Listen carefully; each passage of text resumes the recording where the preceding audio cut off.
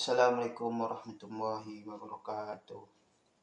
Alhamdulillahirabbil alamin. Assalatu wassalamu ala mursalin sayyidina Muhammadin wa ala alihi washabihi amma ba'du. Hai teman-teman sekalian, saya akan memberikan motivasi dan menasihati kalian tentang refleksi diri, turun dan naiknya iman di tantangan global sekarang. Kan banyak sekarang orang yang imannya tengah naik, imannya tengah turun. Misalnya imannya tengah naik, pas orang sholat fardu kita banyakkan sholat sunnah dan sholat fardu. Orang mengaji satu ayat, kita mengaji 9 ayat.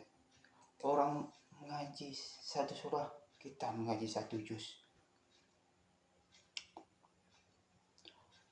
Orang sedekah 1000, kita sedekah 100. Orang sedekah 100, kita sedekah 1.000.000. Itu namakan tengah naik imannya. Tetapi ada juga yang imannya tengah turun.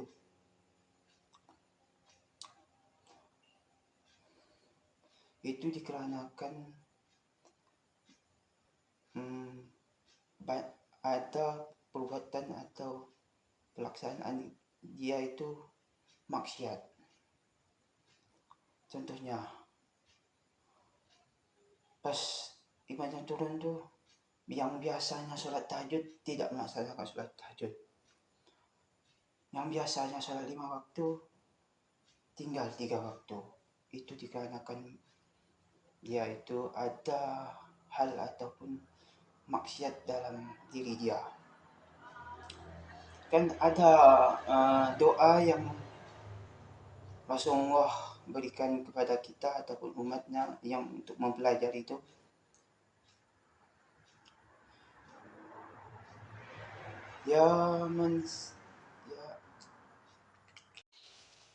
Dan Rasulullah pun menjawab, ada waktumu untuk beribadah dan ada waktumu untuk di duniamu. Dapat kita ambil dari cerita ini, jikalau kita pas dalam keadaan kuliah, kerja atau apapun, kita harus mengingat kepada Allah. Tetapi kita harus melaksanakan yang kita kerjakan, seperti kuliah, kerja, atau hal seperti yang lain, berdagang ataupun itu. Tetapi kita harus ingat kepada Allah. Waktu azan, waktu sholat, kita harus sholat. Waktunya istirahat, kita istirahat. Itulah. Dan iman yang lagi naik dan turun itu dapat kita ambil penjelasan kita harus selalu taat dan tabah melaksanakan semua kegiatan. Dan pas waktu kegiatan tersebut kita harus, dan di dalam rumah itu ia berpikir, jikalau saya dekat dengan Rasulullah, saya pasti sholat dan berzikir. Tetapi jikalau saya di dalam rumah, saya selalu bergurau dan bercanda kepada anak saya. Saya ini munafik, kata Hanzalah bin Amir. Satu ketika ia ingin bertanya kepada Rasulullah, yang Rasulullah itu pada saat itu ada di masjid. Dan Khazalah bin Amir itu keluar dari rumah tersebut. Dalam perjalanan, Khazalah bin Amir itu berbicara atau ngomong dalam perjalanan itu yang agak keras dan didengar kepada orang. Saya munafik, saya munafik, saya munafik. Dan ada Abu Bakar As-Siddiq yang menyapa Khazalah bin Amir. Wahai Khazalah bin Amir, mengapa kamu mengucapkan begitu? Dan Khazalah bin Amir pun menjawab pertanyaan dari Abu Bakar tersebut. Wahai Abu Bakar, jikalau saya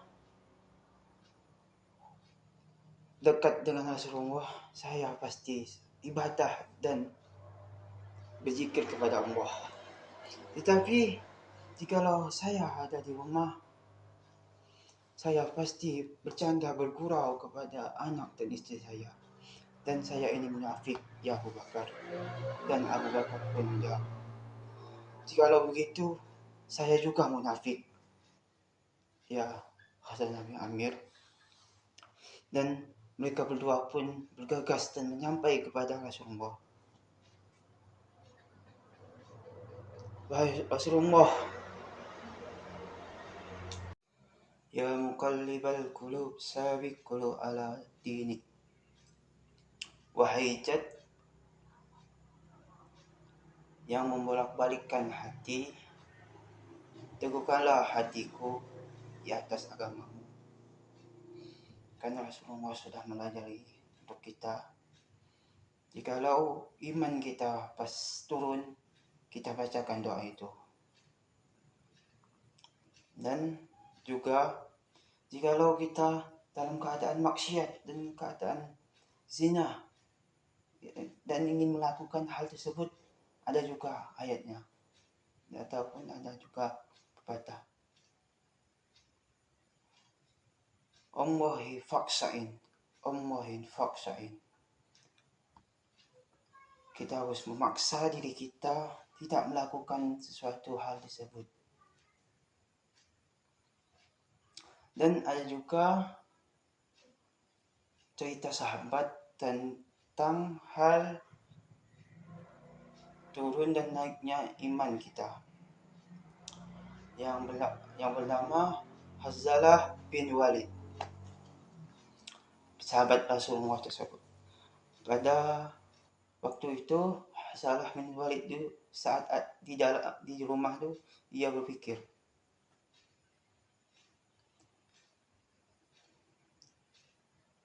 ada juga pembahasan iman yang sudah naik dan turun. Jelasan ini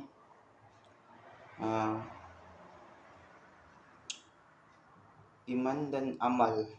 Iman dengan amal ini suatu keadaan atau kondisi yang saling berhubungan dari hal kedua ini. Kalau dapat kita umpamakan seperti burung, jikalau satu sayapnya putus, pasti burung itu tidak akan terbang. Seperti itu juga iman dengan amal ini saling membutuhkan. Seperti ini, jikalau iman ini sudah meningkat, amal ini sudah meningkat, pasti imannya meningkat.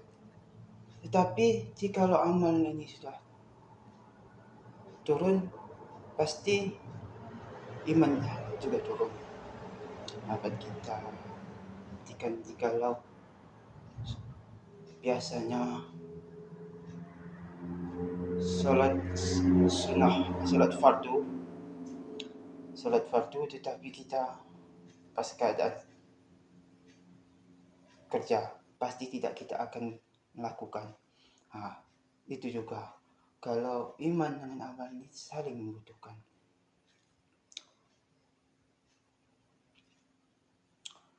Dan iman ini adalah suatu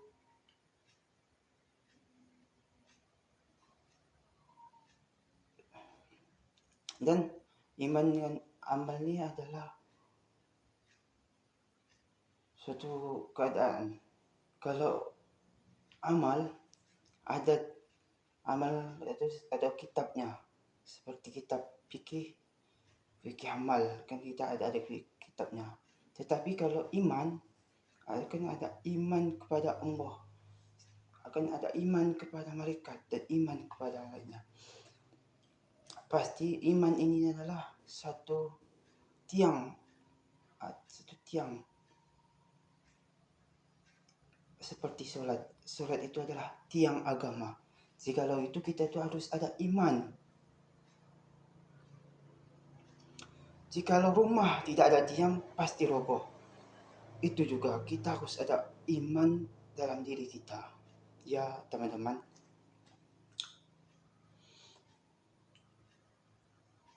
Pastikan teman-teman sekalian imannya pasti turun naik. Jikalau begitu kita sama-sama dan sama-sama belajar. Jikalau iman kita lagi turun dan naik, kita harus berdoa dan saling menekankan kepada kita harus sholat dan harus zakat, harus ibadah. Dan hal tersebut kita harus melaksanakan. Jelasan saya hanya ini yang saya dapatkan dan saya berikan.